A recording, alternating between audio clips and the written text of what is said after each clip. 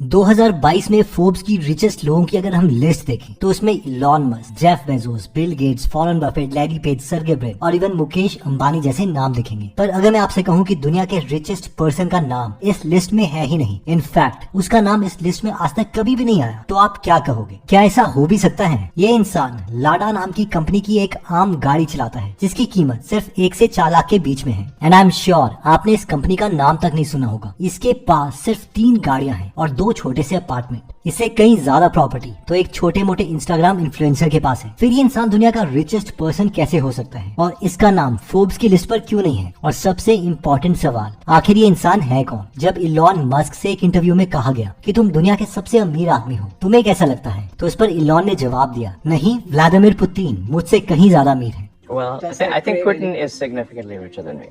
You really do, yeah? Yes. अब आपके मन में कई ज्यादा सवाल उठ रहे होंगे, उनके पास इतनी कम प्रॉपर्टी है तो वो दुनिया के सबसे रिचेस्ट इंसान कैसे हैं? वो फोर्ब्स की लिस्ट पर पहले नंबर पर क्यों नहीं है? तो आज इस वीडियो में हम इन सारे सवालों के जवाब देंगे। आइए स्टार्ट करते हैं। फोर्ब्स की लिस्ट में उन्हीं लोगों का नाम आता है जिनके एसेट्स पब्लिक होते हैं। सारी बड़ी कंपनीज को अपनी इंफॉर्मेशन पब्लिक के सामने रिवील करनी पड़ती है, इसलिए बड़ी कंपनीज के सीईओज की वेल्थ एस्टिमेट करना आसान है। पर दुनिया में कई सारे पॉलिटिशियंस, रूलर्स, किंग्स हैं जिनकी वेल्थ पब्लिक को नहीं पता होती। कई सारे रूलर्स के पास जनरेशन वेल्थ है जो सदियों से उनके पास है और वो बढ़ी जा रही है। आखिर इस पर एस्टिमेट लगाएं तो लगाएं कैसे? और इसीलिए उनकी नेटवर्थ पब्लिकली अवेलेबल नहीं होती। आज इलॉन मस्क की टोटल वर्थ $219 बिलियन है और कहने को तो वो दुनिया के सबसे रिचेस्ट इंसान है जो मार्स पर जाने की तैयारी कर रहे हैं। पर आप यकीन नहीं करेंगे कि पुतिन की एस्टिमेटेड वर्थ शायद इससे भी ज्यादा है, $285 बिलियन।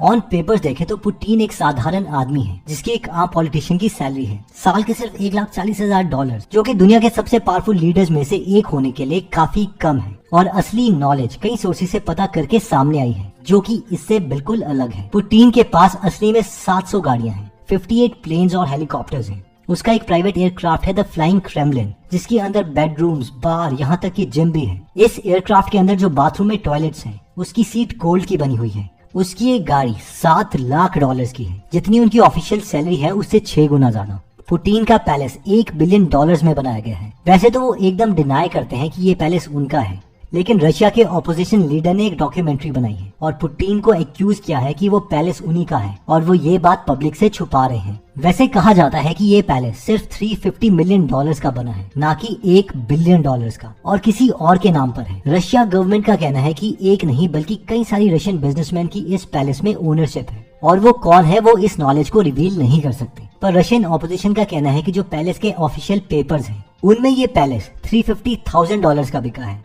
ना कि $350 मिलियन का। इससे ये साबित होता है कि ये डील एकदम नकली है और दिखावे के लिए ये पेपर्स बनवाए गए हैं। ये डॉक्यूमेंट्री आपको YouTube पर भी मिल जाएगी। पैलेस में जो भी वर्कर काम करते हैं कोई ऐसा सेलफोन कैरी नहीं कर सकते जिसमें कैमरा हो, ताकि पैलेस की पिक्चर्स लीक ना हो सके। और पैलेस एकदम नो फ्लाइंग जोन में है, यानी कोई भी नॉर्मल सिटीजन इसके ऊपर से कोई भी एयरक्राफ्ट नहीं उड़ा सकता, ना ही कोई ड्रोन। इस पैलेस में 2 हेलीपैड्स, एक आइस पैलेस, एक कैसीनो, एक नाइट क्लब और एक एम्फी थिएटर है। इस डॉक्यूमेंट्री में आपको पैलेस का इंटीरियर भी देखने को मिलेगा, जिसे डिजिटली बनाया गया है उन कंस्ट्रक्शन प्लान की हेल्प से जो लीक हो चुके हैं। इसके सिवा पैलेस की रिसर्च में कई इटालियन फर्नीचर स्टोर्स को मैसेज किया गया था और उनसे कैटलॉग लिए गए थे, जिसकी हेल्प से पुतिन ने पैलेस की और बेटर डिजिटल इमेज बनाई।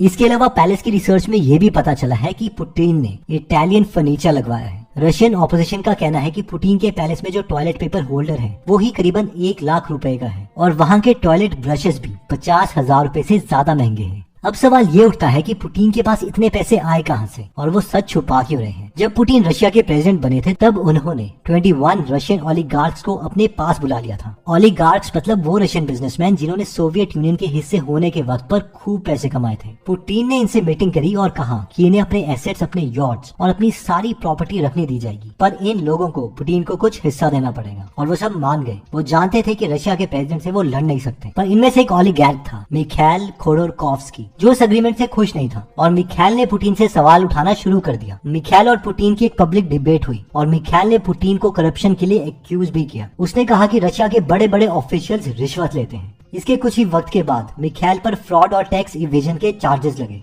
उसे ऑलमोस्ट 10 सालों की सजा सुनाई गई और उसे साइबेरिया के एक लेबर कैंप में भेजा गया, जहां उसे दिन में 16 घंटे तक काम करना पड़ता था। जी हाँ, एक रशियन बिलियनर के साथ भी ऐसा हो सकता है। अगर उसका सामना रशिया के प्रेसिडेंट से हो रहा है। इनफैक्ट उस समय तो कहा गया था कि मिखाइल रशिया के सबसे अमीर आदमी है, पर वो पैसा भी पावर के आगे किसी काम का नहीं था। जब मिखाइल की सजा पूरी हुई तो उसने कहा कि अब वो पॉलिटिक्स और बिजनेस के बारे में बात नहीं करेगा। आज वो रशिया में नहीं रहता है बल्कि लंदन में है। मिखाइल की सजा के बाद सब ओलिगार्क्स जान गए थे कि पुतिन क्या कर सकता है और उससे पंगा लेने का मतलब क्या हो सकता है। पुतिन ने सब ओलिगार्क को फिर से बुलाया और इस बार अपने प्रॉफिट्स का 50% कट मांगा। और ये 50% उसने गवर्नमेंट या किसी और ऑर्गेनाइजेशन के लिए नहीं बल्कि सिर्फ अपनी जेब भरने के लिए मांगे थे। बिल ब्राउडर जो कि एक अमेरिकन फाइनेंसर है, उनका कहना है कि इस डील के दौरान पुतिन ने रिश्वत से $200 बिलियन कमाए और ये आज की नहीं 2000s की बात है। और इसीलिए इसमें कोई हैरानी नहीं है कि $285 बिलियन आज उनकी नेटवर्थ कैसे है, क्योंकि इतने सालों में 200 बिलियन को आसानी से $285 बिलियन किया जा सकता है। पुतिन अपनी नेटवर्थ इसीलिए छुपा रहा है क्योंकि ये पैसा करप्शन से आया है और ये कोई मामूली करप्शन नहीं है, बल्कि शायद दुनिया की सबसे करप्ट डील्स की बात हो रही है। शायद ही दुनिया में किसी ने इससे ज्यादा रिश्वत ली होगी। गैरी कैस्परोव जो कि रशिया के चेस ग्रैंड मास्टर हैं और वर्ल्ड चैंपियन रह चुके हैं, वो कहते हैं कि पुतिन के रशिया में फेक न्यूज का दूसरा नाम ही न्यूज है। लेकिन पुतिन इस सारी नॉलेज को छुपाता कैसे है? वो कैसे इतनी प्रॉपर्टीज का मालिक हो सकता है और कह सकता है कि वो उसका मालिक नहीं है? इसका जवाब है डी फैक्टो पोजेशन। दरअसल पुतिन के सारे एसेट्स उनके नाम पर नहीं लिए गए हैं, उसके कई सारे एसेट्स उनके खास दोस्तों के नाम पर लिए गए हैं। डी फैक्टो पोजेशन यानी कि जो एसेट्स होते हैं वो किसी और के नाम पर लिए होते हैं, लेकिन उनका एक्चुअल कंट्रोल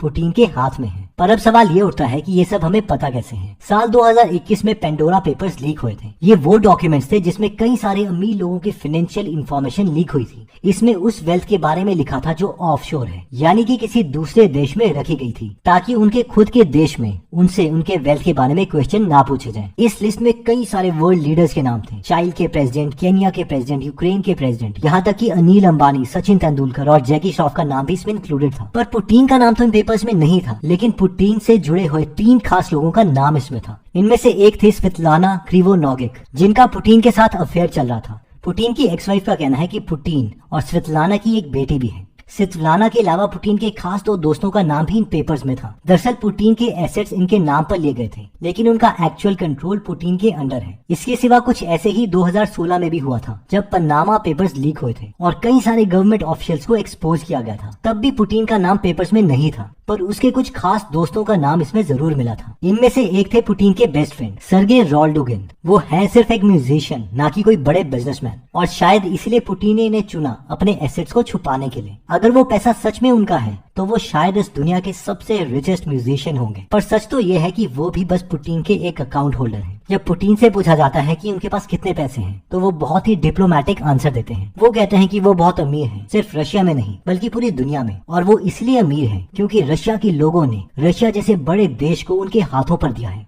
और वो समझते हैं कि यही उनकी सबसे बड़ी दौलत है। पूरा सच क्या है वो कोई नहीं बता सकता, पर हाँ, कुछ सालों पहले बिल ब्राउडर का कहना था कि पुतिन की इतनी वेल्थ है जितनी जेफ बेजोस और बिल गेट्स की मिलाकर भी नहीं है। और आपको ये जानकर हैरानी होगी कि पुतिन काफी गरीबी में पला बड़ा है। उनके डैड एक फैक्ट्री में काम करते थे और उनकी माँ सड़क पर झाड़ू लगाती थी। वो एक ऐसे अपार्टमेंट में रहते थे जहाँ और भी फैमिलीज थी। वहाँ गर्म पानी भी नहीं आता था और बहुत सारे चूहे दौड़ते रहते थे। पर आज उसके पैलेस में ड्रेसिंग टेबल भी 15 करोड़ का है। बिल ब्राउडर, जिन्होंने पुतिन का सच दुनिया के सामने लाने की कोशिश की, उन्हें 2005 में रशिया ने एक नेशनल सिक्योरिटी थ्रेट डिक्लेयर कर दिया और उनका रशिया जाने पर बैन लगा दिया। उल्टा पुतिन ने ब्राउडर पर आरोप लगाया कि उसके बिजनेस एसोसिएट्स ने अपने टैक्सेस पे नहीं किए हैं। वो समझते हैं कि पुतिन चाहते हैं कि वो लीगली ब्राउडर को रशिया लेकर आए और फिर रशिया में जेल में मार दें। इसके लिए वो एक इंटरपोल अरेस्ट वारंट इशू करना चाहते हैं, यानी एक ऐसा इंटरनेशनल डॉक्यूमेंट जो बहुत ही वांटेड लोगों के खिलाफ होता है, जिससे उस इंसान को किसी भी कंट्री से डिटेन किया जा सकता है। इससे ब्राउडर को आसानी से रशिया में मारा जा सकता है। इससे पहले उनके लॉयर सर्गे मैग्नाइट्स्की को भी एक रशियन प्रिजन में टॉर्चर किया गया था और मेडिकल ट्रीटमेंट ना मिलने के कारण उनकी मौत हो गई थी। मैग्निट्स्की ने रशियन करप्शन एक्सपोज किया था और जेल में रहने के 1 साल के अंदर अंदर उन्हें पैनक्रीटाइटिस हो गया था। उन्हें अपनी फैमिली मेंबर से मिलने की भी परमिशन नहीं थी।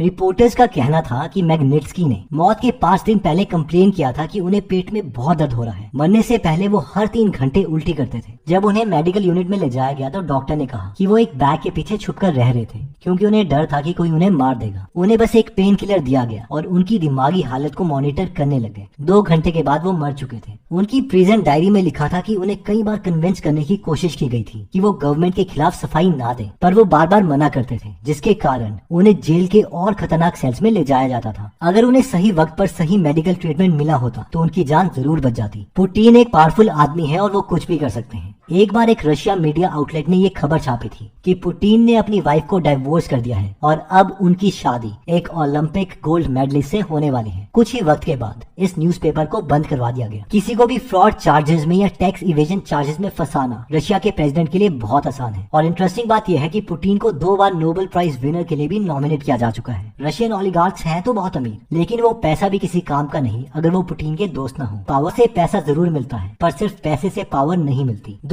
तो सब्सक्राइब करने के बाद बेल का बटन दबाना मत भूलिएगा। आप कमेंट करके